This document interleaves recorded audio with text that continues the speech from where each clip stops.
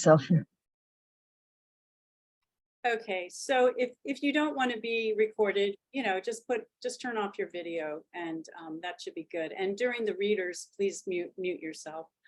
So since June 2020, geez, West Poetry Series has featured over 80 poets from many regions of the United States, as well as from the Caribbean, England, and Argentina. We have one of our original, Bill Moore was one of our original co-hosts for a while at the beginning, and then he got really swamped with work and life and so on. And then we invited Carolyne, Susana H, and I, and then we invited Sandy Yannone. So now our group is me, Carolyne, Sandy Yannone, and Susana H. Sandy, let's see, blah, blah, blah. Okay. We will have a short but sweet open mic at the end of today's reading, and we welcome up to 10 audience members who sign up at the beginning of today's event to read just one poem, no more than a page in length, please, if you don't mind, at that time. And Carolyne Wright is going to host the open mic. So just put your name in the chat column, and she will take care of that. We're really excited to have Karen Friedland, Dorianne Laux, and Jennifer Franklin reading for us tonight. Our order is going to be Karen's going to read, and I will introduce her, and then Dorianne will read, introduced by Caroline, and then Jennifer Franklin will read, and I'm going to introduce Jennifer. Then we'll have the open mic, and then we'll have our closing remarks. So let me just start with the introduction of our first featured reader. A few months ago, I attended a Zoom reading that featured poets including Karen Friedland, whose work I didn't know at the time, but within minutes I was a fan. And right away I ordered her book and got it, and I just really enjoyed it. Oh, I guess I need to screen share. Hold on a second. I'm doing two things at once, always a challenge. Just want to screen share the book cover for you. Oops. Places that have gone. Screen share and okay. That's her book, Places That Are Gone, from Nix's Mate Press. And I reread it this morning, Places That Are Gone, and I've been thinking about why the poems really kind of hit me at an emotional center, and they have such an elegant tone. The poems are short for the most part, and every word carries its weight. There are no asides or tangents. They cut to the chase, and then they surprise the reader by cutting to another chase and another. So there are surprises in the work. The work of Karen Friedland made me miss an old lover. It made me feel renewed appreciation for my friends and connect with my gratitude for the great outdoors, whether we're talking about a forest or a backyard. Her poems, I'm just saying, are very inviting, and you will have associations as you're listening. Karen's poems have appeared in journals, including the Lily Review, Vox Populi, Constellations, and others. One of her poems was selected by the Boston Poet Laureate to be displayed in Boston City Hall for a year. She works as a nonprofit grant writer and lives in West Roxbury, Massachusetts. Please welcome Karen Friedland. Thank you so much, Lynn, for that lovely introduction. I really, really appreciate your insightful and thoughtful words. I want to add that I have a second book as well that has been out about 2 years now from Tervena Barva Press called Tales from the Teacup Palace. And I'm sorry that I didn't send a link to that. I apologize. I'm going to look it up. No, I'm going to look it up right now, and I'll share it at some point. So just go ahead. I appreciate that. Thank you, because the editor, my editor, is here tonight, and I feel bad that book didn't get mentioned. But I am going to read that poem that was posted on the walls of City Hall, as it turns out. It's going to be the first poem I read tonight. But just to preface what I'm about to read, I don't know, I guess I usually mention in my intro, but I also must have sent you an old intro that for the past year and a half, I've been living with inoperable, incurable ovarian cancer. So everything I'm about to read, other than the first poem, reflects this journey that I've been on with incurable cancer for the past year and a half. But I'll start there. It's self-explanatory, so I won't go into detail about the different stages and phases and whatnot. So, but I'll start with a poem that I dedicate to two large trees that I had to have taken down today because they were diseased. They were dropping blackened leaves. They were catalpa trees. Oh, thank you. Thanks, Lynn. That was quick and thoughtful. That's my most recent book, Tales from the Teacup Palace, from Chervena Barbara Press, with the editor Gloria Mindock. So thank you for posting that. Appreciate it. At any rate, to move along, this next poem is dedicated to those two trees that had to be chopped down today. And the poem is called Green Gift. These are not the best graphics, but I'll do my best. There are times, usually late afternoons in late summertime, when everything feels holy and every teacup blessed, when the train whistles low and the sun streams through dark green leaves and sets before you know it, when dogs bark into the dusk, crickets begin their serenade, and neighbors whack down green things in their yards that are apparently growing too much. Greenery that is, in fact, a gift from the gods, life and lushness spilling over the edges, and here we are straining every hour to contain it.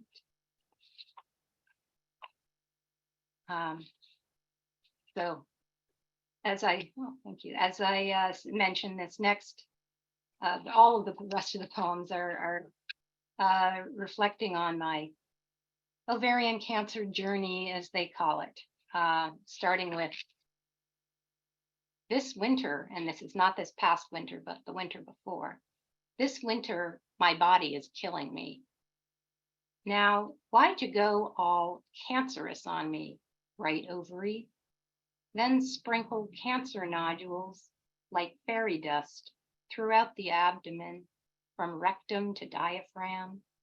Constellations of cancers, some the size of a grain of sand.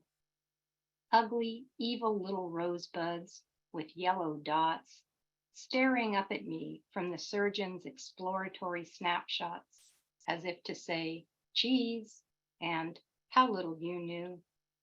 We're trying to kill the bastards with chemo now, dragging me down low with it.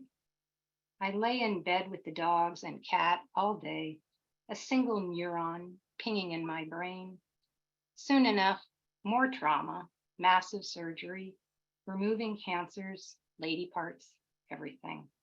And in the spring, like the world outside my window, like Jesus Christ himself, a hopeful resurrection of what's left of me.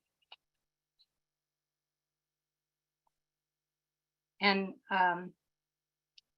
yeah, I apologize to folks who've heard, some of friends who logged in tonight. You've heard these ones before, but you will hear some new ones as well. So bear with me. This one is called Ovarian Cancer Stage 3C. A woman is firmly chopping a carrot on the diagonal, a technique her mother once termed elegant. Still, she feels bad because the carrot is technically alive or had the ability to spring back to life, were she not throwing it into boiling water. The woman has a nasty cancer that gives her a 46% chance of surviving 5 years, 28% 10. Cancer has made her humble, essentially grateful for every last gift and kindness shown her, for every single moment alive in her tiny gem-like home. I'll miss all this, she thinks. The cooking of simple dinners, the watching of sunsets, of birds and squirrels in her own backyard, the reading of papers on the couch with her dogs, cat, and mate, And then she remembers you can't miss things when you're dead, and then resolves at that moment to be that much more alive. Thanks. This one is called 3 Days After Chemo. I went through around 7 rounds of very, very strong chemo during what they call frontline, before and after the surgery. 3 days after chemo. Morning and the cathedral of our breathings, the dogs, cat, and I. Chemo, my blue ruin, barely allows me to open my eyes. Preferable, in some ways, to racing mindlessly through my days, is listening intently to airplanes as they tear apart the sky, is savoring the sweet liqueur of complete and utter exhaustion, is praying for my own salvation. And this one is called Easter Sunday. How healing are the chartreuse leaves and pure white blossoms riding a stiff April wind outside my window. Are my animals breathing heavily in their sleep at the foot of the bed, calming me as I resurrect from a 4-hour surgery that stripped me of lady parts and cancerous tumors in so many odd places. How miraculous was my young surgeon, training for years to do his level best to keep middle-aged women alive. Spring, I salute you. Life, world, you too. And this one is called One Can Hope.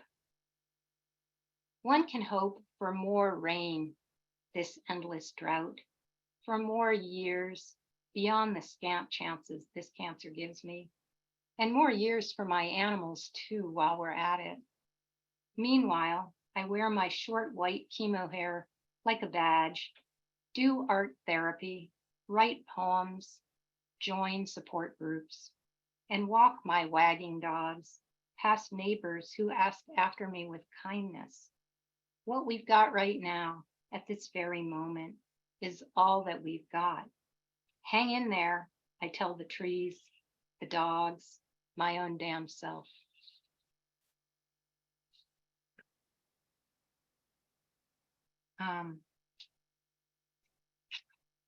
This one is called Advice from a Cancer Patient. I will battle the beast, and someday, not far from now, the beast will win. It's not personal, it just is. So please don't tell me, just be positive, or you'll beat this thing. Instead, remind me to dwell in the movements of warrior trees in the winter wind, and clouds like mountains sailing past the window, to dwell fully and absolutely in the one day I know I have. And this is called Cancer the Teacher. Cancer says, you'd best appreciate this sunshot summer day, this amazing, too short life, and these people, these good-hearted people whose paths you were so fortunate to cross. These wonderful, singular, kind-hearted people who genuinely, miraculously, hopefully seem to care. So this next set of poems were written after I recurred very quickly, unfortunately, after the original front line of all the chemos and the surgery. The cancer came back within about 2 months. And at that point, it's inoperable and incurable. And it's a bad sign to have it come back that quickly. So the next batch are written after that second diagnosis. This one does not have a title. Do not, good friend, spiral into despair. Yes, your terminal. That's why it's imperative to bask in every succulent moment of this breezy 70-degree mid-November day. Weird, but hey, with its surprising red roses opening up everywhere. Behold your life's unexpected second bloom.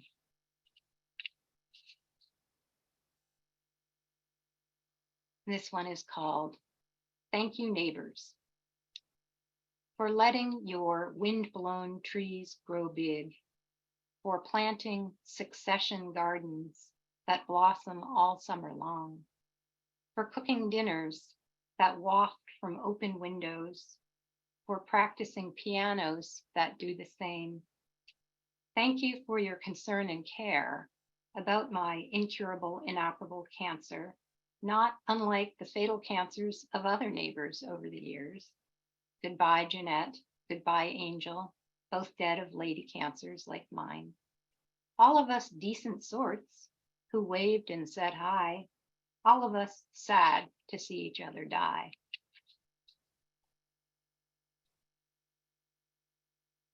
And this one is called Just Wondering Why. Sylvia, why'd you put that brilliant, beautiful head into the oven? Virginia, why the stones in the pockets and the river Ouse? I'm still not sure if I pronounced that correctly. You had so much genius.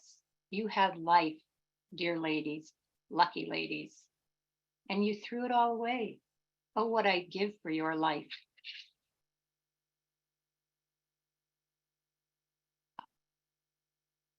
This next one is called Cozy Here. The louder the wind whistles, the louder Henry, our formerly feral cat, purrs. Our 1930 home, built solid by Mr. Olson, keeps us warm and safe.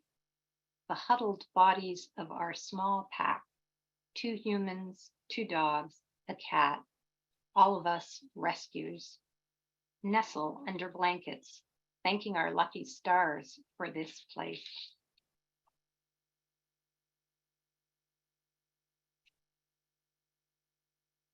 This one is called Yes. Yes, this cancer is doing its damnedest to kill me, and it will eventually. This is guaranteed. But right now, my scrappy, hardy body prevails, spills words onto pages, accepts hugs from neighbors, makes savory dinners, appreciates fall crickets. I am living a somehow sweeter life right here on the precipice, with a gut full of growing tumors on the knife edge of hope and terror. Right now, my death is merely theoretical, and life is all I'll ever know.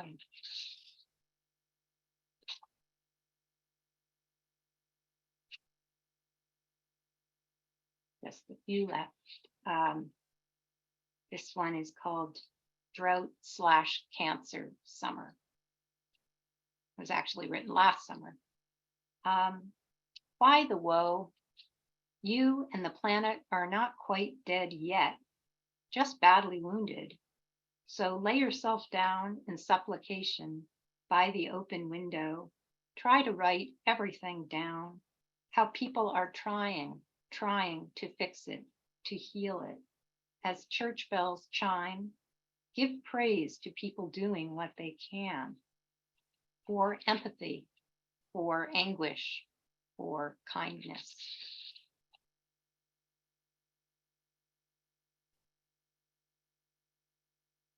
I think I'll just read 2 more. And this one doesn't have a title yet. Some days I'm stymied, put into stasis by my latest diagnosis. Incurable, inoperable, this cancer will now kill me. Alternately, I'm hungry to read like mad every wise word ever written, to storm the planet in search of new views. But oh, joyful night, a bed with my familiars, a pot of dinner cooking, As Dorothy said, it's all right here, that which you seek. Just breathe, just peace.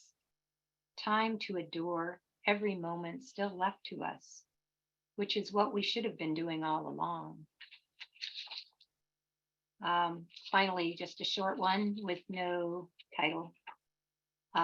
Let's give praise to this sunshot day. Give thanks for your one brief life. Bow down to the singing singular birds always. Thank you very much. Thank you, everybody.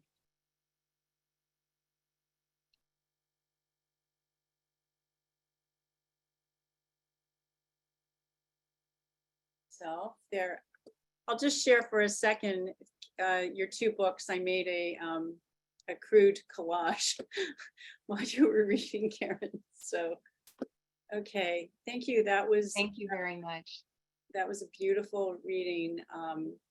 Really, so many good lines that just really hit home and are so true. And thank you so much. Thank you. It's an honor to be here. Thank you very much. Oh, thanks. It was great to hear you. Well, okay, so I'll let Carolyne take it from here.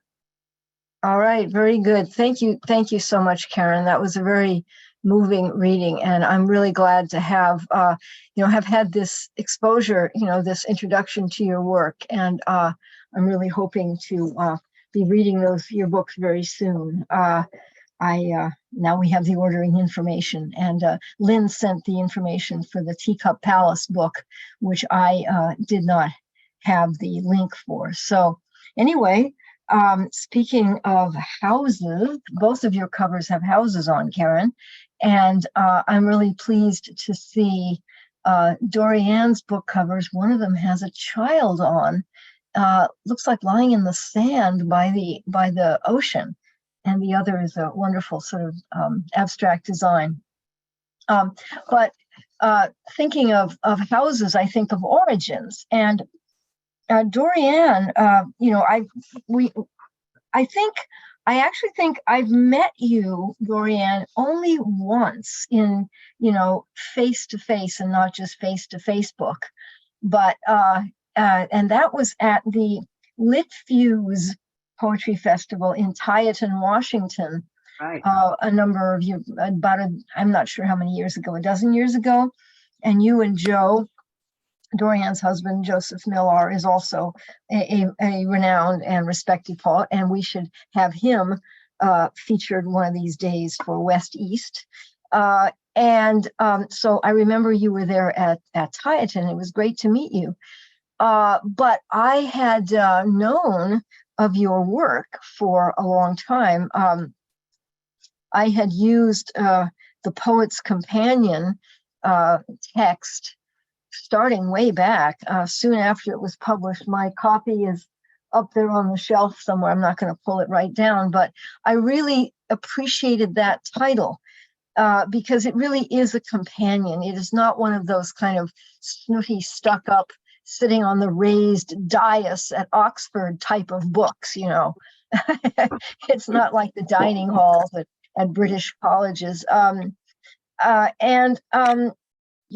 fact that you and Kim were both fairly, I think you both had one or two books out by then, and you had this very kind of good-humored temerity to put out one of the most accessible and popular and really usable books about how to write poetry.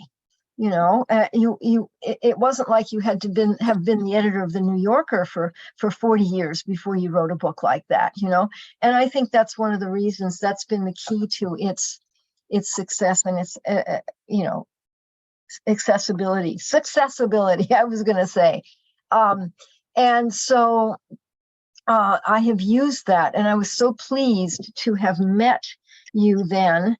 And also we were in an anthology together, Todd Marshall's Range of the Possibles, which is an anthology of interviews with poets mainly of the Pacific Northwest or the West.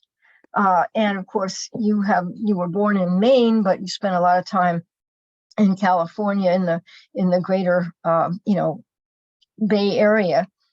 And so that was an interesting anthology to read about, your origins having been much more direct, much more working class. You came up through taking courses at community colleges and then at Berkeley Extension. Many of the people who were your teachers are now your peers. Brenda Hillman, Robert Haas, Phil Levine at last, who has left us, and any number of other poets. And that's where you met Kim. And then also when I put out this anthology for poets about work, women poets occupy the workspace, raising Lily Ledbetter, women poets occupy the workspace. You sent a poem, you sent a number of poems, and I included one, that what I wouldn't do. Of all those, shall we call them low wage jobs, now they're called essential worker jobs that you did. I appreciated how that has affected the directness and the no nonsense, no shit quality of your work. So I'm just going to say one more thing, and then I will post your bio, because I'm supposed to be posting the bios. But first I had to do the oral intro. When we met at Litchfields, I remember you and Joe were the featured poets, and you gave a talk on prosody, which I appreciated because I really love to teach craft. And you gave an example of this one little gem of truth about poetic prosody. You said, okay, let's talk about spondies. Fuck off is a spondie. I have never forgotten that one. And I hope I haven't said anything that's going to get us barred by Elon Musk from the airwaves, but here we are. So I want to thank you, Dorianne, for agreeing to read with us. And everybody, please welcome Dorianne for this reading West East Poets of the Pandemic and Beyond. Thank you so much, Caroline. Yeah, I mean, that was designed so that nobody would forget what a spondie was. Yeah, and that book that Kim and I wrote, The Poet's Companion, was an outgrowth of classes we taught in San Francisco and Berkeley, both separately and together. We would teach workshops, and we had a series of weekend workshops where we'd write a little essay and present it to the class with model poems, and then we'd all go and write, and then eventually we'd share, and then we'd go out and have lunch in the backyard and come back and do some more. And so really we had pretty much already written the little workshop essays. So we just decided to go away somewhere where we could both work, and we turned them into more acceptable essays in terms of a lot of grammatical errors, and we had to clean it up. But so it grew out of that. I mean, we were already teaching for many years by the time we had written it. But that book sells more than my books, Kim's books. She writes novels and short stories. All of our books put together. I mean, it is what you call a bestseller, and I don't know how that happened because it's so outdated. The internet page is ridiculous, yeah. And but somehow it just took off. So anyway, this is a pandemic reading, and I do, as many of us probably do, have a pandemic poem. And so I thought I would start with my pandemic poem. And it's for Thelma and Louise, because I allude to the movie that they were in. And it's called, I'll Be Here on My Back Porch. Tonight, the sky is pulling its endless wagon of stars across a canvas of cracked black paint, the constellations falling into place, Bear, Harp, Job's coffin. Job, who died old and full of days. And though he suffered senselessly, in the final chapter, he gets his wife, his children, the land he tended back. The original happy ending. And what of our world's suffering? Descendants of Job, the doors of our workplaces chained, locked, our families sick and dying, our lives lived alone, drowning in obscurity. Will we find and name a new constellation after the virus, the contagion constellation, the corona dusk? I suppose I began to miss the movies first, gathering in the dark, my shoulders brushing up against my animal kind, all of us exchanging breath, our strangers' hearts beating as one heart, as the huge women on screen clasped hands and drove off the edge of the Grand Canyon. And with a last kiss, the canvas backdrop turns white, the camera's aperture narrowing, the house lights coming up. A herd of souls walking toward the open doors who had all seen the same thing, scene after scene, laughing our herd laughter, crying our hard human tears. And so, yes, this new book is called Life on Earth.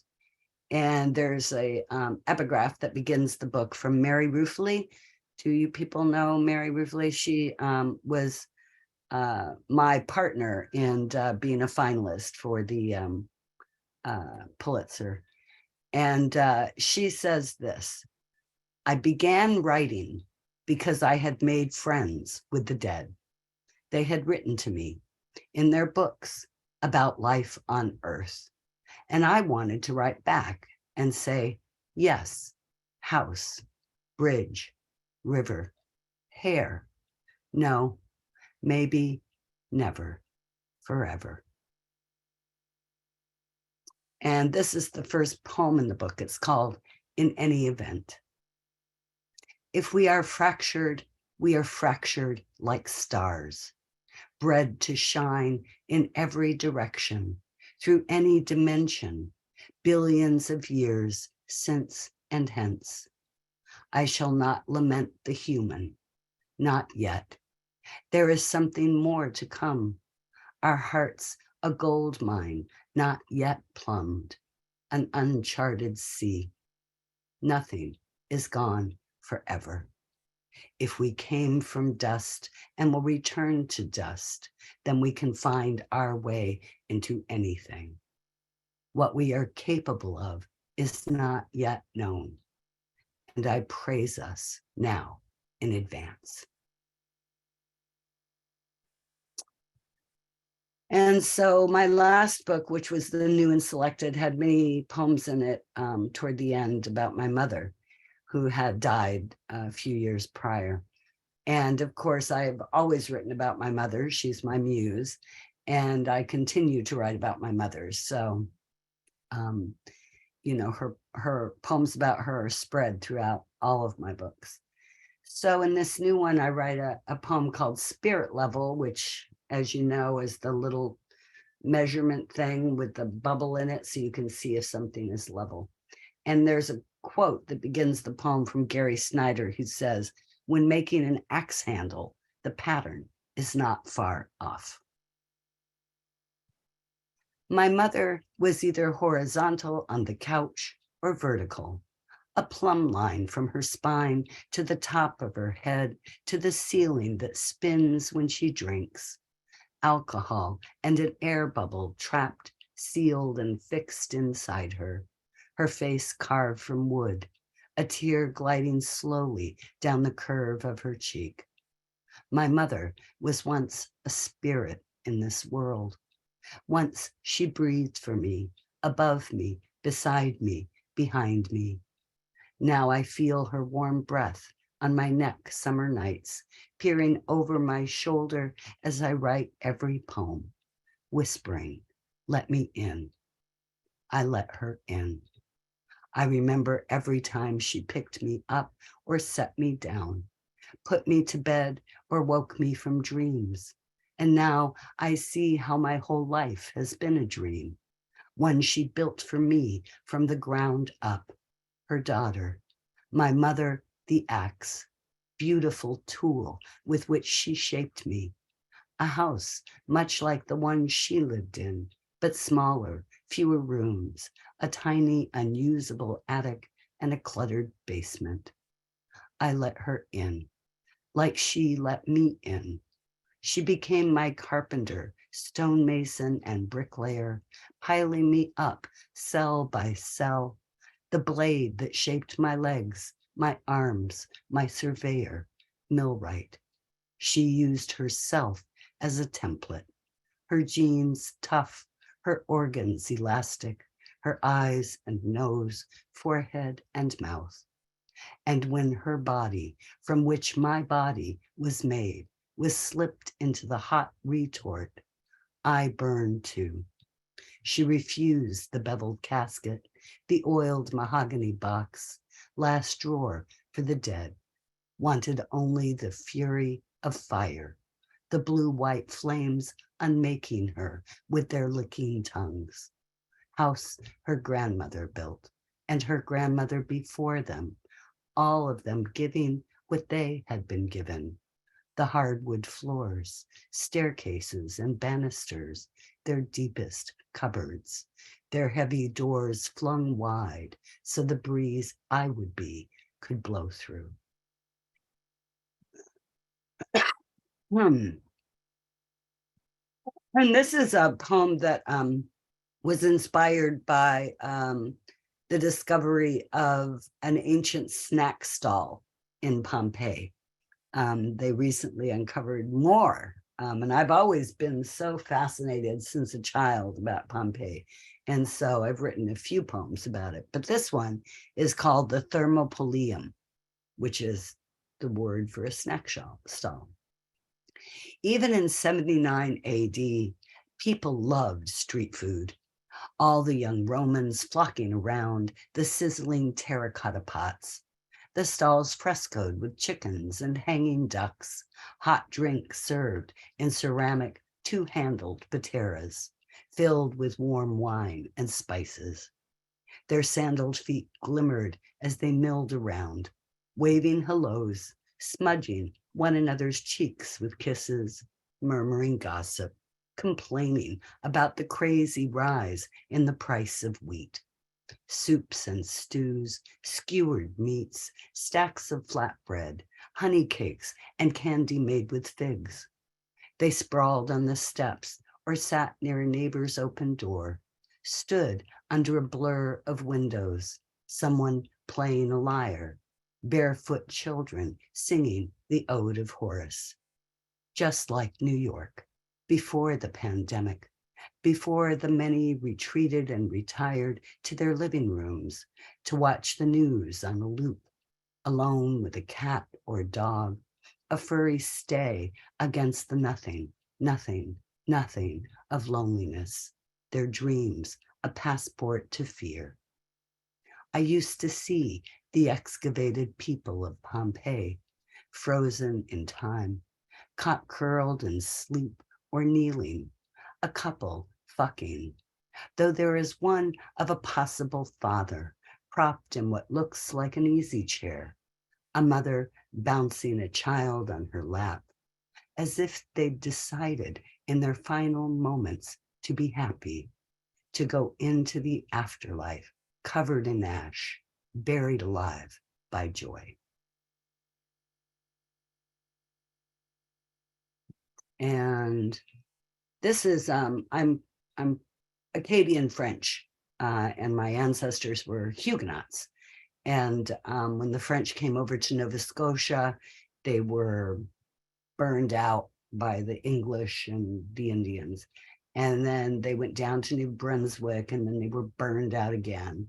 And then they went down to Louisiana, where they married the Free Blacks and became a Cajun. You know, that's where Cajun food and Cajun music comes from this region of African American and the French.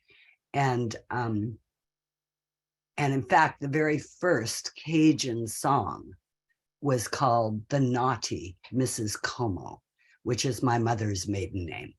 So we go back a ways. And this is called The Optimism of French Toast, which of course isn't even French, but the optimism of French toast. No matter how many years since the first bite passed my lips, that business of eggs and day-old bread, ribbon of syrup, fireflies of butter sparking my tongue's buds. I think of my Acadian ancestors landing on the shores of Nova Scotia, dragging logs from the deep woods, fashioning windows, hanging laundry from 2 oars dug into sand, the flags of domesticity flayed by the wind. I see the fruits of their labors rise up from the marshes, beets, parsnips, cabbages, and corn, and the wheat they ground to powder and baked into bread. And the chickens shook out egg after egg. We broke into shallow bowls, beat with a spoon, each thick slice dipped into that loom of albumin, chalice, and yolk, then laid on a scrim of grease in the pan where it sizzled its solitary song. How could these French be considered a scourge? Their houses burned to the ground they had worked, forced to take the tangled circuitry of dirt roads with nothing but what they could carry on their backs. No time for funerals, no place to go. And yet here I am at my kitchen table, listening to Clifton Chenier on the radio, daughter of a people who refuse to die, sacks of wheat on their shoulders, spoon in a belt loop, sugar sprinkled in a pant cuff, a sleeping chicken hidden under a coat. And then I'll end with Life on Earth, the titled poem. Instead of scrolling through, I guess I could just put life and it would show up. Oh yes. So this is the photo they used for Life on Earth when it was published in the Atlantic.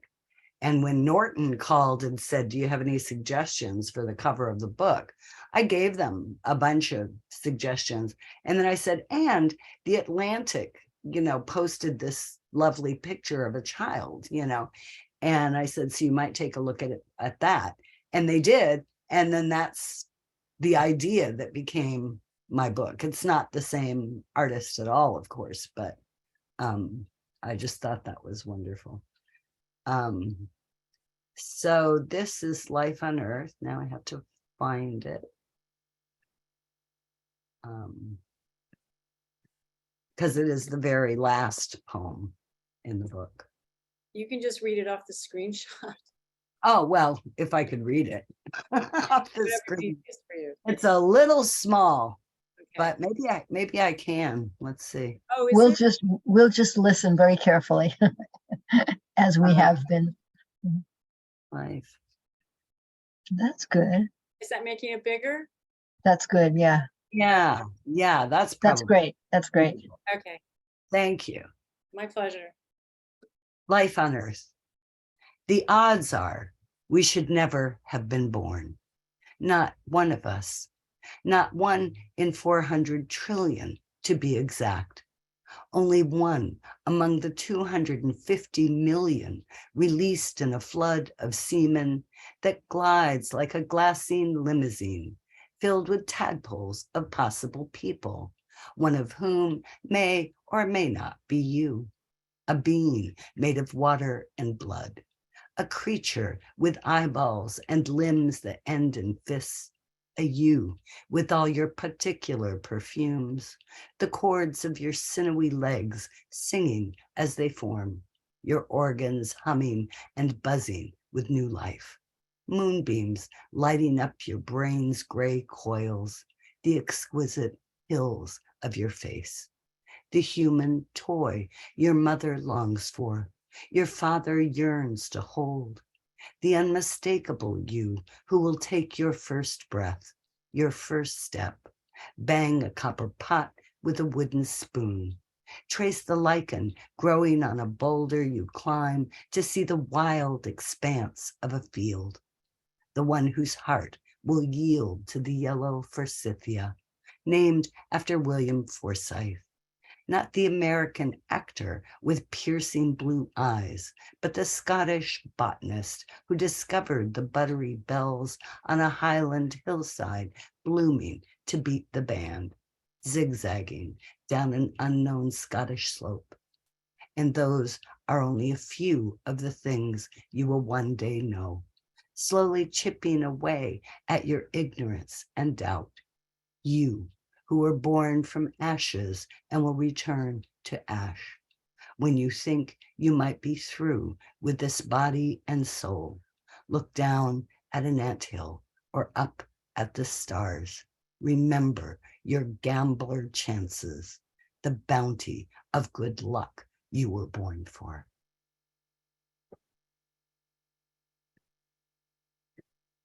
Thank you. I can't hear any of you, but thank you. That was just wonderful. We could unmute for a minute and go, thank you. There we go. Thank you, thank you, thank you. Thank you, thank you. Yeah. Thank you. Oh, Pat, hi. Hi, Dorianne. I didn't know Good you were to out see you. there in the Zoom world. Yes, I'm out here. And you've probably heard all those poems because I've just been I've heard a lot of them, but you know, you can hear poems a million times. It's always wonderful. That's right. through. I actually like that because your understanding of them just gets deeper, I think, too. Yeah. So, well, thank you so, so much, Dorianne Laux. That was an amazing, beautiful reading. That was really wonderful. Thank Yeah. you. Thank you. I'm going to ask everyone to please mute yourself again. Remute, go back into mute. Well, thank you. Wow, like that. You guys are on it. Yeah. So it is my honor to introduce Jennifer Franklin. Let me just get her book cover. Hold on one second.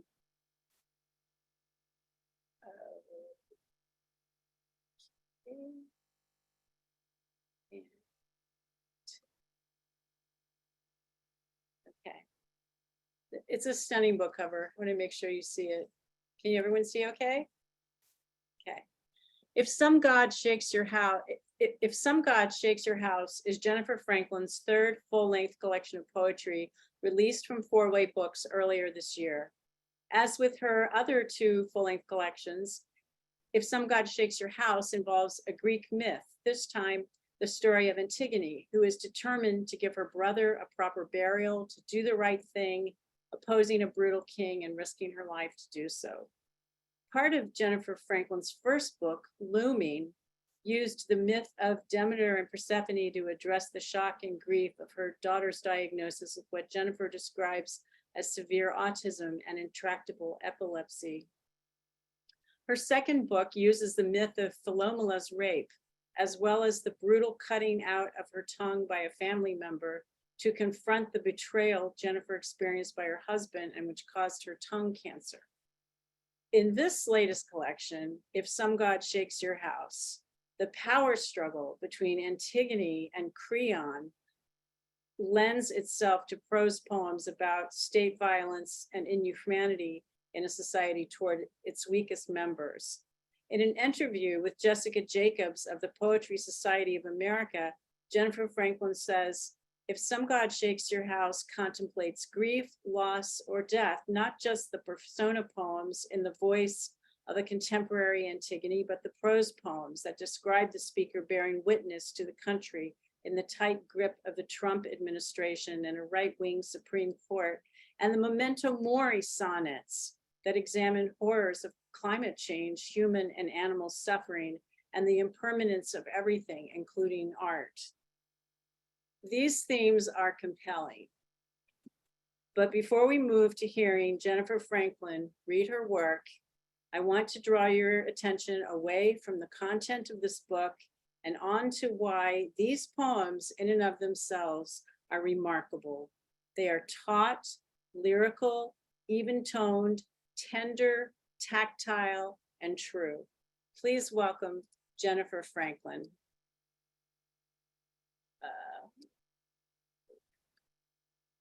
Thank you so much, Lynn.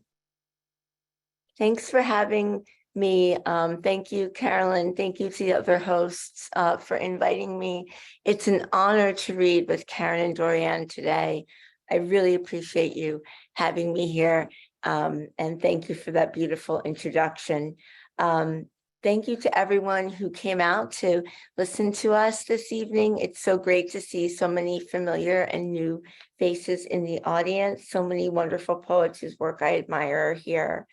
I'm going to read some poems that I haven't been reading a lot in the book, because I know a lot of you have heard so many of these poems, but so I'm going to read more of the prose poems that are about the Trump administration. This first one is called February.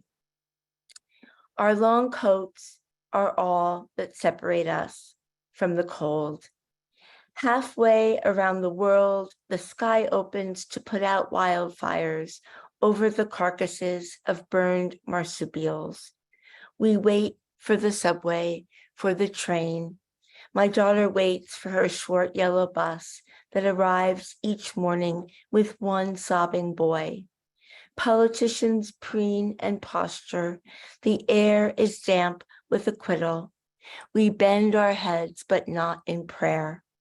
Our palms hold small backlit tablets that promise information or escape. Miles north, a student paints a swastika in my old dorm. Another student covers it with a star. Only the dog is calm, sleeping in a circle in her clean fleece bed. Orwell wrote, there was truth and there was untruth, and if you clung to the truth, even against the whole world, you were not mad. I tried to put my daughter to sleep on time in her new room. As I read the familiar incantations, flowers climb up the lamp to the ceiling. All the animals have escaped the zoo. I want the story to end there, all of them tucked into the corners of the zookeeper's room, breathing their heavy eucalyptus breath across the night, their fur shining in the moonlight through the blinds. This next one is called Memento Mori, Central Park Polar Bear. After reading that he died, I am relieved. For 27 years, he swam laps all day, slicing the water. His 700 pounds, muscle, tendon, yellowing fur, black eyes, all turned to ash. The week you were diagnosed, I pushed your stroller 33 blocks to the zoo. You recognized him from your board book and flapped your arms to imitate his strokes. Unseasonably warm for October, I stood stunned inside my black sweater, embroidered with flowers of forgetfulness. Watching in front of his small tank, was I the only one who saw how sad it was that he barreled in backstrokes of figure eights? His giant paws slashed the cloudy water, knowing he would never get anywhere, despite how hard he tried. 11 years later, you still run back and forth in our living room, with or without music, babbling your indecipherable language. Your swimmer shoulders cut the empty air all night as you make patterns on the threadbare rug. This one is called September. After the hurricane came the hurricane. 3 women willing to ruin their lives. First, there was a heat wave, then the cold came without warning. We buckled sandals on our feet one day, slipped them into boots the next. Coats hung lonely on the backs of chairs. We whispered the news to each other so the children wouldn't know how angry we were to hear rape called horseplay. Hannah Arendt wrote, in an ever-changing, incomprehensible world, the masses had reached the point where they would, at the same time, believe everything and nothing, think that everything was possible and nothing was true. The man I love rarely drinks, yet he is taken to ordering gin. I ask him if he's thinking of Winston Smith. He says he's thinking of getting through the next 2 years. My daughter holds his hand on the way home from the restaurant. This court will rule her rights away. Still, we walk the rain-soaked sidewalks to the lit building by the river. The lights are on for the dog who waits in a circle in her gray bed. My girl skips down the wide avenue. For once, I am relieved she cannot read or understand the story on everyone's lips. This is called Memento Mori, Northern White Rhinos. They are gray, big as boulders, gentle as the grass they spend the whole day grazing. The only two left of their kind, mother and daughter. They live under armed guard in a Kenyan sanctuary after spending their life caged in a Czech zoo. Unaware of their doom, they pass their last days eating and napping. Each time they lower their heavy bodies down to rest. They sleep, tusks touching. Oh, love, what do any of us have but this? And like Dorianne, I really love reading about Pompeii and visiting it when I can. And this poem is from this book, but I saw the Muleteer of Pompeii for the first time in the summer of 1995, and I loved him, and I wrote this poem during the pandemic. Memento Mori, Muleteer of Pompeii. You have inhabited me since I first saw you. At 22, I wanted to pull back the bars between us, crawl to you, past the amphora, over the garden of fugitives. Thousands of years too late, I longed to hold you as you hid your face in your hands. I didn't know my life would be spent comforting a creature just like you. Hands over her ears, always secreting herself from my voice. This one is November. We unplugged the old television. It started humming on Tuesday night after 3 years, turned into an incessant rumble. The news still seeps in.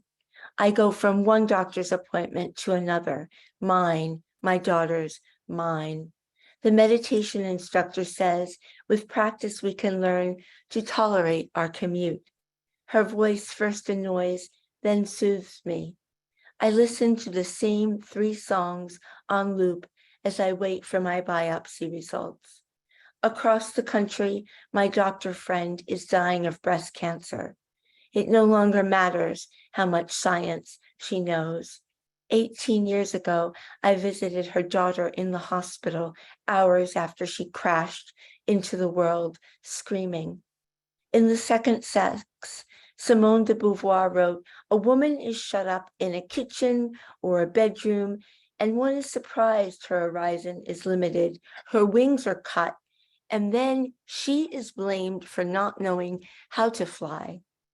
It's election day again, and I cast my vote early in the dilapidated school up the block.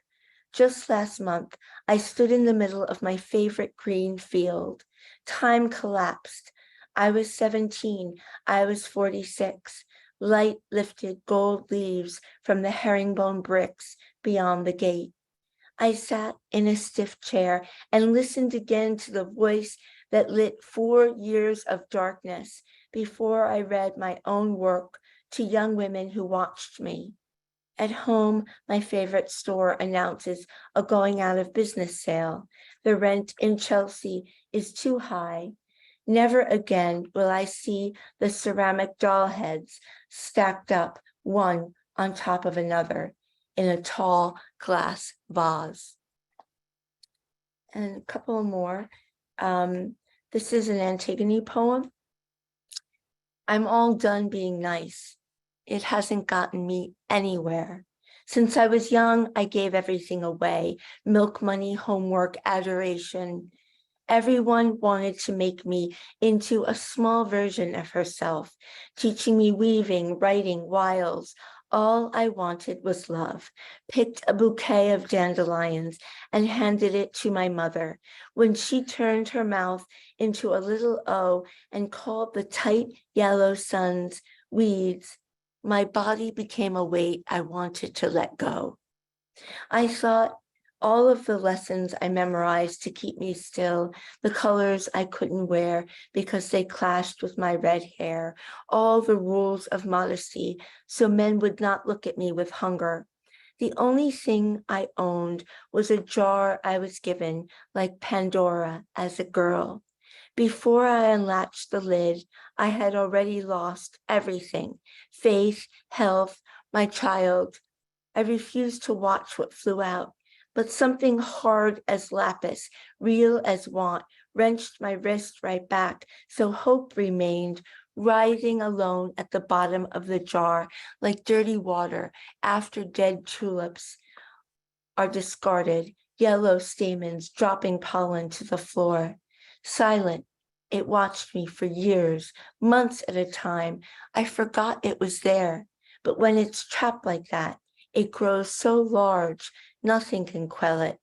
No one thanks me for what I have done, but I don't need praise anymore. I have turned weeds into flowers. And these are last 3 poems. This one is for Dottie. It's a pandemic poem. Lynn and I have dogs, shelter dogs that we love. And before Lynn had this shelter dog, she had a very old hospice dog, foster dog in a hospice called Viola, who was a pit bull like Dottie is. Memento Mori, shelter dog. In the year without, I learn from the quiet dog who watches me as I work and read, follows me from room to room in my small apartment, runs and whimpers in her sleep. We leave the building only to walk in the park, the trees marking months like hungry mouths. Outside, her nose interrogates the dirt, smelling the city, memorizing morning. When the tulips arrive, she breathes beside their slanted stems. In June, we walk among the tall allium. 2 bumps betray botched healing of her broken tail. I tell her I have not accepted my daughter's devastating damage or the weekly seizures that render her speechless. Watching her is the closest I will ever come to prayer. Every night, the dog puts her head on my stomach and sighs. And this is the last prose poem in the book. It was written right after Roe versus Wade was overturned, and the whole book has the looming reversal going through. So my editors allowed me to add this poem after the book had already been turned in and typeset. June 24th, 2022. That alabaster hospital room, for 22 years, I have tried to crawl my way out.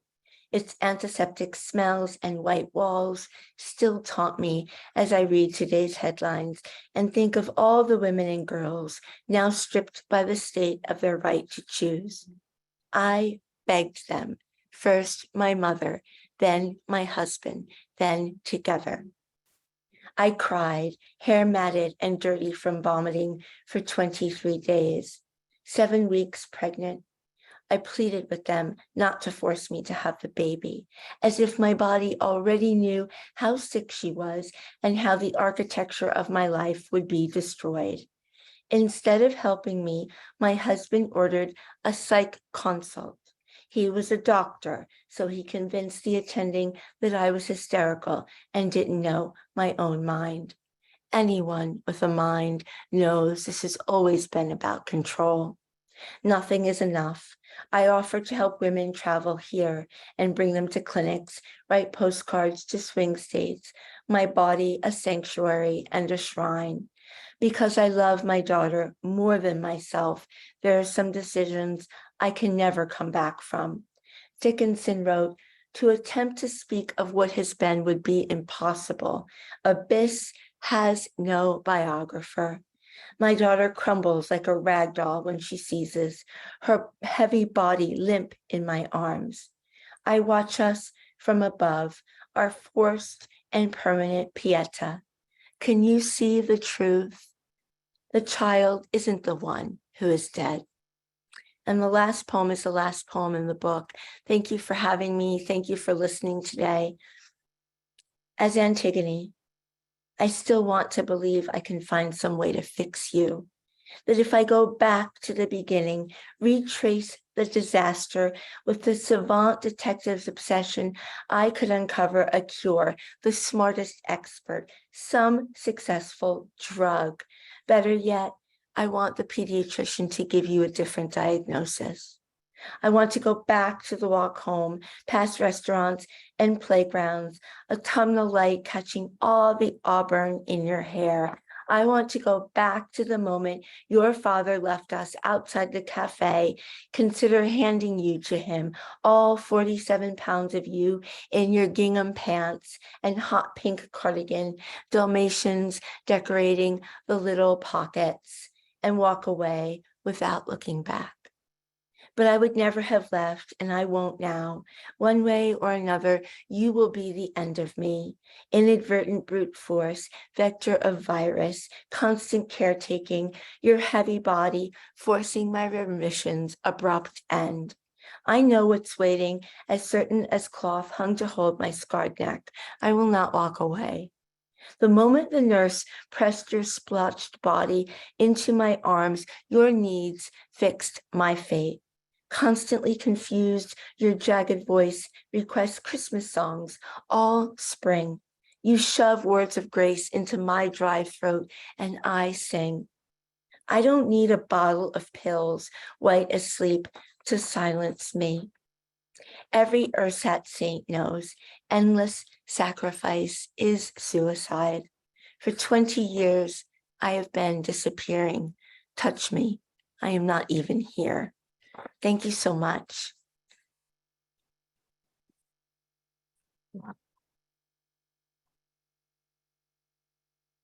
I want to invite people to unmute themselves so we can really give Jennifer a rousing applause. And that was just so gorgeous, so devastating, and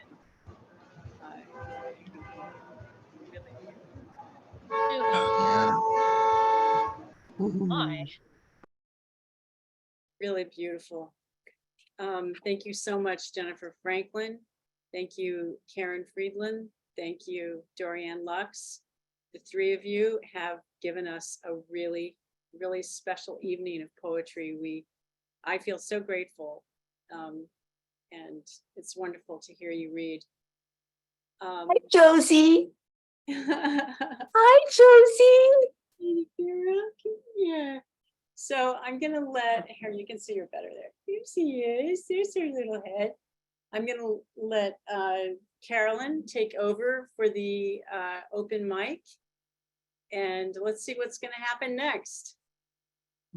All right. Yeah. Thank you so much. I have on the list, I have 7 people in the open mic now.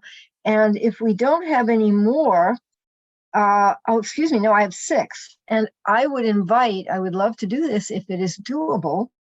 I would love to invite Lynn, my co-host, to read a poem Seriously? for the open mic. Seriously, yes. And when Maria has added her, Maria Lizella, okay, I'll add you. You'll be number 7. And I would be, I mean, if that's it, Lynn, I think you should read, and I'd be happy to read as well. But we'll see. We'll see how it goes. Yeah, Maria Lucella, by the way, was the poet laureate of Queens and might still be. Are you still the poet laureate of Queens, Maria? Oh, yeah, I am. And it's funny because I just wrote an article for the Times about why this process should be reviewed, because I'm poet laureate for far too long. And if you do it Well, right, it's a lot of work. We'd rather have you representing Queens than who's that guy from Brazil who's in the House of Representative? What's his name? Anthony DeVolder? No, enough on him. Anyway, so thank you so much, everybody. And I will, and Dorianne, it looks as if she has to depart, but thank you so much for being here. And thank you for your reading. We will be in touch. Thank you. It's dinner time here. Oh, you know. yeah, it is, but I'll eat much later. Thank you. Anyway, All. Wonderful to hear you. Oh my God. Just wonderful. great reading. Yeah, thank you, Dorianne. And I'll be in touch with you in Vaughan.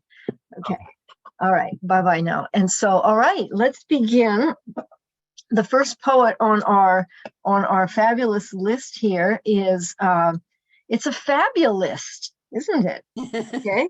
The first is Beth Morris. So take it away, Beth. And you all know it's one poem, about a page long or so. Great. Okay, I changed my poem. Can you hear me? Yeah. Okay, great. I changed my poem at the last minute because of these fabulous, inspirational women poets tonight. So I just had to read this piece of Ars Poetica dedicated to them. And it's going to appear in the New Croton Review this fall. Okay. On the way back from my learning session with my dear Jennifer Franklin, my mentor, my teacher, my girlfriend, it's called The Puddle. The train pulls away from the platform. Through my window, I watch a great blue heron cleaning herself, sipping from a puddle near an abandoned factory on the Hudson line. She's pecking at the concrete too. Bugs, weeds between the cracks. Why would anyone, notably a majestic great heron, be content to wash and eat in a puddle, when with just a few strides west, she could satisfy her needs in the river's boundless plenty? It's beneath her, settling for the weeds, the puddle. But I do see the logic. Puddles are contained, framed by asphalt, free of predators and competition, a barrier to the demands of others. It takes courage to defy the safety of the shore, turn, risk a leap off the rock. Thank you to all you wonderful poets tonight for inspiring me. Thank you, Beth. That was wonderful. And I love that line, free of predators and competition. Right. That we all face. Yes, we all do. The bird is, the great blue heron is a metaphor for many areas of life. Mm-hmm. So thank you. And our next poet is Pat, you say Xylius? Xylus. Xylus. Okay, very good. Take it away. Thanks. This poem appeared, I think it was the spring issue of Gyroscope. Yeah, I can speak English. Drought in a place of seasonal rain. Over the mountains billow towers of immaculate cumulus, showering us only with gorgeousness. The reservoirs half full. My garden, the clanging orange of wild nasturtiums, has crinkled into pale, stringy piles. No grass greens the front yard. Empty rain barrels. Last fall's bolting kale, still a few harvestable leaves. Struggle against fatal wilting. I trust the old apple's deep roots, but soak the young peach, apricot. Make sure the bean and collard seedlings stay damp. Parcel to the lettuce, chard, as few gallons as will keep them growing. Mulch with hay. I tell my sister how much I'm rationed. Just go over and pay the fine, she says. She who lives where rain drearies endless days. But you can't squeeze water from money. Last winter, I sowed cover crops, though little rain fell. Now, dug in, that green manure gives itself to soil. Microbes do their work as long as moisture lets them thrive. I'll leave some beds empty, blanket them with straw, and hope the soil won't completely die. If life shrivels away, it will feel like slow and widening murder. I'm sorry. I turn off the water. So sorry. Thank you.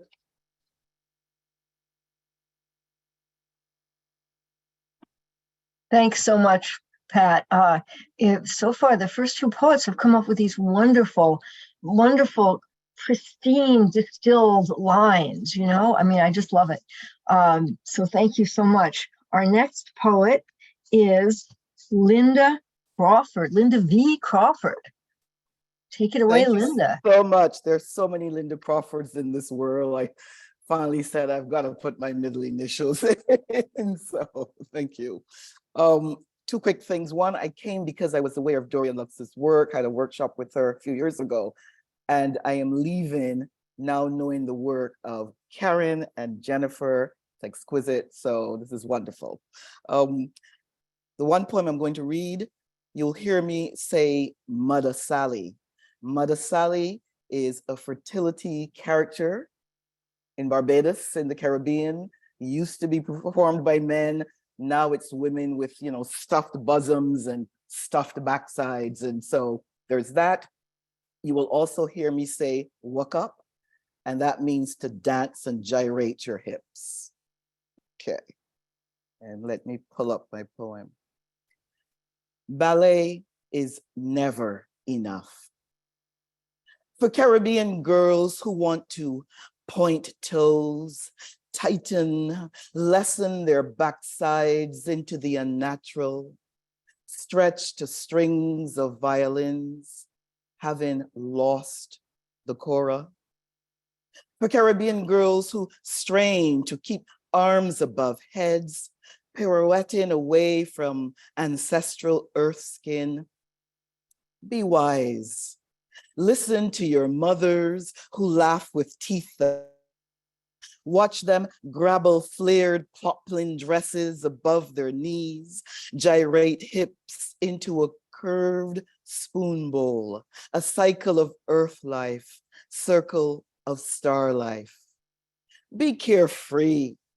Follow Mother Sally, caress fertility ripples blue-green, clear from across the ocean of your future, your past, your present musk life.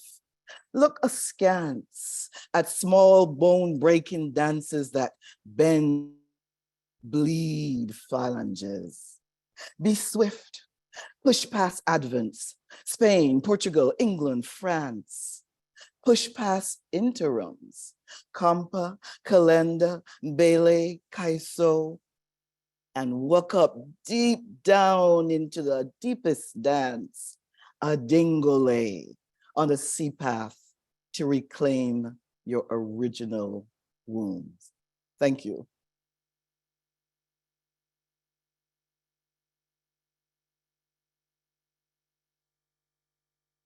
Thank you so much, Linda. And I know what you mean about initials, and very common name, but I love that poem. And I just put in the chat, "Walk Up" sounds a lot like woke to me. So you need to send that poem to Ron DeSantis, right? Anyway, maybe raise his blood pressure a couple of 100 points. Anyway, so thank you so much, and more soon on that. Our next poet is, anyways, it's Suzanne Cleary. So take it away, Suzanne, right? Thank you, Carolyne. I'm so moved that Dorianne asked me to read this poem. I thank her for that, as I thank her for every poem she has ever written. Her work has done nothing less than sustained me. And I think many of us here can say that. Very likely many of us can. The poem that I'm going to read tonight is a poem that is about my hometown, which is Binghamton, New York. And it's about a word that we say up there. And so I think of this poem as really as a love poem to Binghamton, as well as to my husband, David, for whom this poem is dedicated. The poem is called Anyways, for David. Anyone born anywhere near my hometown says it this way, with an S on the end. The lake is cold, but I swim in it anyways.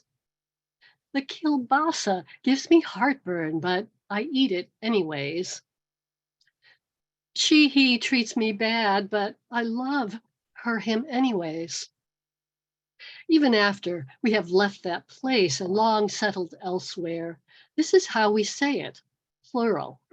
I never once, not once, thought twice about it until my husband, a man from far away, leaned toward me one day during our courtship, his gray-green eyes, which always sparkle, doubly sparkling over our candlelit meal. Anyway, he said. And when he saw that I didn't understand, he repeated the word. Anyway, way, not ways. Corner of napkin to corner of lip, he waited. I kept him waiting. I knew he was right, but I kept him waiting anyways, in league still with me and mine. Slovaks, homesick for the old country their whole lives, who dug gardens anyways, and deep, hard water wells. I looked into his eyes, their smoky constellations, and then I told him, it is anyways, plural, because the word must be large enough to hold all of our reasons. Anyways is our way of saying there is more than one reason, and there is that which is beyond reason, that which cannot be said. A man dies and his widow keeps his shirts. They are big, but she wears them anyways. A shoemaker loses his life savings in the Great Depression, but gets out of bed every day anyways. We are shy, my people, not given to storytelling. We end our stories too soon, trailing off anyways. The carpenter sighs. I didn't need that finger anyways. The beauty school student sighs. It'll grow back anyways. Our faith is weak, but we go to church anyways. The priest at St. Cyril's says God loves us. We hear what isn't said. This is what he must know about me, this man, my love. My people live in the third rainiest city in the country, but we pack our picnic baskets as the sky darkens. We fall in love, knowing it may not last, but we fall. This is how we know home. Someone who will look into our eyes and say what could ruin everything, but say it regardless. Thank you. Oh, that's Oh, I was expecting it to end anyways. I was the editor for many weeks. That was wonderful. Thank you. Thank you so much, Suzanne. And now our next reader is Julia Lucella, right? Take it away, Julia. Hi. Yeah, thank you. This was such a great reading. I just weirdly just taught one of Dorianne's older poems to my summer poetry class. I was just fangirling, but also it's just like so every poem was just so moving. Jennifer, I haven't heard you read those poems, and wow, it was just, and Karen, just to get to know her work as well. So this poem was in the Patterson Literary Review, and it's called A Psalm for the Girl in the Church Pew. When I read, I'll start again, sorry. When I read Psalm in the neon white bulletin, I praise God for my pink palms lined with secrets. They flicker in the gray light of the church and catch dust motes traveling through church pews. I whisper to myself, today I am traveling the earth, then bear down into my hard seat. Under me, the kneeler thuds. I want to lift and lower it again and again. Behind the priest, the crucifix gleams, and a man hangs his heart, red and bloodied. Praise is praise is praise is praise, but suffering is the same as hands held up to the air. Palms facing us, deliver us from evil. Palms facing away, thy kingdom come. We give thanks to the great meal, and I breathe relief, as I do now for a plane's landing, wheels emerging noisily from its steel body. Standing, kneeling, standing, and then the church bellows us out into the air, which I love. I give thanks to the cars filling. I give thanks to the Entman's crumb cake in my hands, the cold milk in my glass. Thanks. Wonderful. And I give thanks to you, Julia, for that wonderful poem. And it's wonderful to have these poems of thanks among all the other modes and moods that we can experience these days. So the next reader is John Guzlowski. Take it away, John.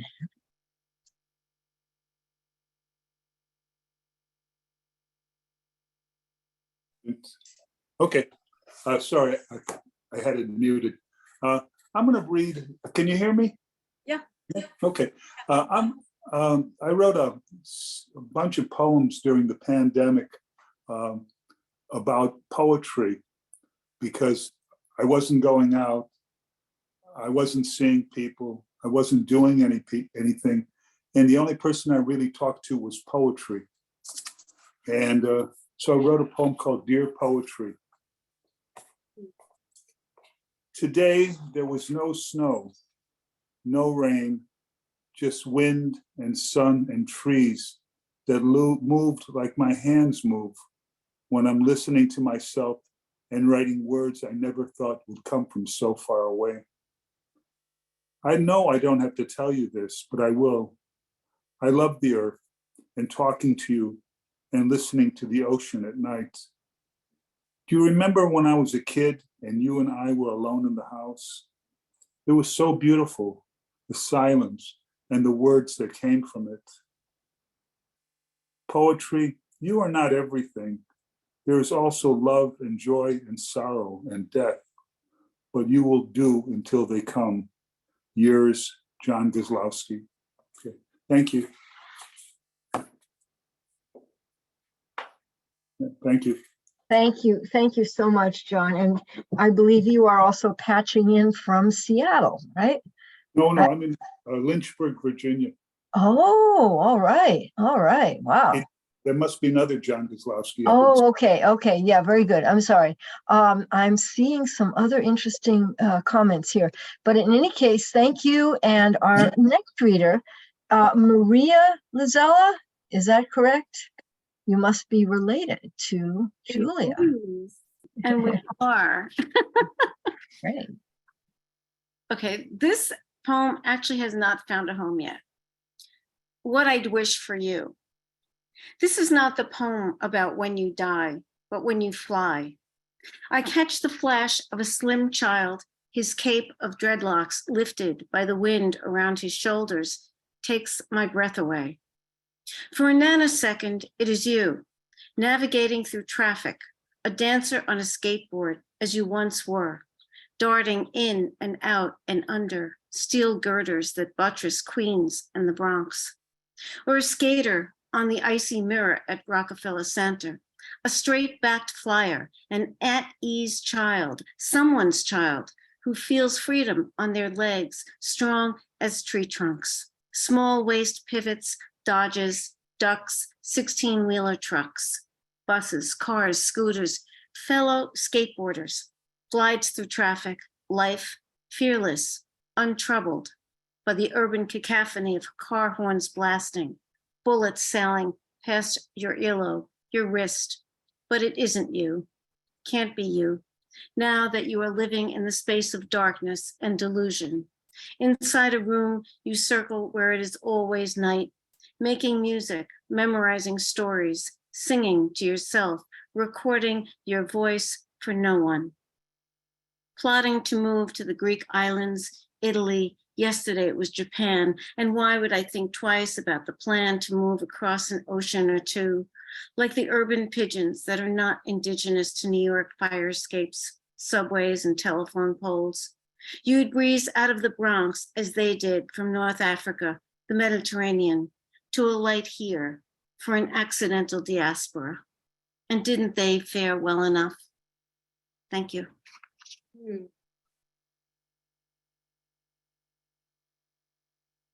Thank you so much, Maria. That was great. And I love the accidental diaspora. So wonderful, wonderful sound and meaning also. So I would like to invite Lynn now, Lynn McGee, my co-hostess with the mostess, to read. Okay, all right. I'm going to read a poem about my nephew. This is kind of in honor of Anna, Jennifer's daughter, although they were very different. And he died just before COVID at the age of 33. And sometimes there are blessings in a disability. So, differently alert.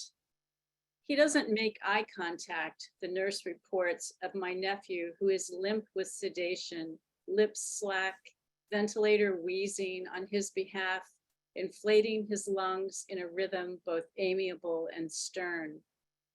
He looks right past me, she says gently. He's probably unaware of his surroundings. We thank her, too polite, to point out the monitor's appeal just behind her, neon green zigzagging across its screen. We don't bring to her attention the splendor of syringe pumps stacked in a tower, the elegant tangle of cables, polished elbows of pipe. My nephew, who took the door off the stove before he could walk, who faked seizures to score an ambulance ride and be rolled into that luminous cavern of tools, stares past the nurse at an alluring silver dial, a corrugated blue tube, and is unbothered at being part machine now himself, almost fitting in. Wow, thank you so much. Thank you, Lynn. That's wonderful. And really, Carolyne. pardon? Heart-wrenching, resonant. Thank you. Yeah. Okay, I will conclude with a short poem. I was debating whether to read a poem called Caregiving 3 a.m., but I think what I'm going to do is read a poem that Lynn knows about. And I was inspired also by Linda's poem, Linda V.E. Crawford's poem. This is set in Brazil, basically on the island of Itaparica, which is in the northeast, that Afro-Brazilian part of Brazil. and it's inspired by a poem by Lynn called Choices. And you know about this. I was inspired by a poem, and this is what I would call poetic palimpsest. It's written, it sort of takes the rhetorical pattern of Lynn's poem and transposes it to a completely other setting. So this one is called Choices, Encontros Binários, which in Portuguese means binary encounters. And I think you'll recognize most of the imagery. The House of Oshun is one of the Afro-Brazilian houses of Candomblé, which is the West African religion that is practiced by a lot of people in the state of Bahia. Choices, encontros binários. Cut up the mango or sit on the edge of the bed to wait for the ghost girl. Lop off the green coconut's top with the kitchen machete, or rip out the stitches of the white lace blouse. Wade across the tidal stream, or flag down a collective taxi to the ferry launch. Gallop a feral pony across the sand at low tide, or haggle for shrimp from fishermen who empty their nets at your feet. Drop coins in the cup of the blind boy at the church door, or step through the gate of the House of Oshun. Stop in the market for coffee and passion fruit, or fast till the end of Quaresma. At dusk, hurry down the dirt road past abandoned houses, or linger in the doorway to wait for the ghost girl. Wait for the ghost girl. Thank you. Well, that poem is really, and so it's got a dedication after Lynn McGee. So thank you, everybody. This has been a wonderfully, surprisingly delightful. I mean, it's always delightful, but the poetry has been so powerful. And I'm really thrilled to have had the privilege to be one of the two hosts today, the co-hosts with the most. And our next reading will be on August 17th. It's going to be featuring an anthology published by Karen Lanier. September 17. September, oh, I'm sorry, September 17th. Yes, I saw you glance up at a calendar and I went, oh, okay. Yeah. And it's based on the anthology called From the Belly. Here's the cover of the book. It's called From the Belly, Poets Respond to Gertrude Stein's Tender Buttons. And this was a project by Karen Lalonde, Lanier. And so it's out. It was published earlier this year. And so we're going to have a good time. There's a number of really interesting pieces and contributors in that one. But I would like to thank everybody who attended today and our three readers, Karen Friedland, Jennifer Franklin, and Dorianne Laux. And I'm hoping to see you again on September 17th, also a Sunday. And we will be, same time, same bat time, same batty channel, right? 4 p.m. West Coast, 7 p.m. East Coast, and the various time zones in between and beyond at either end.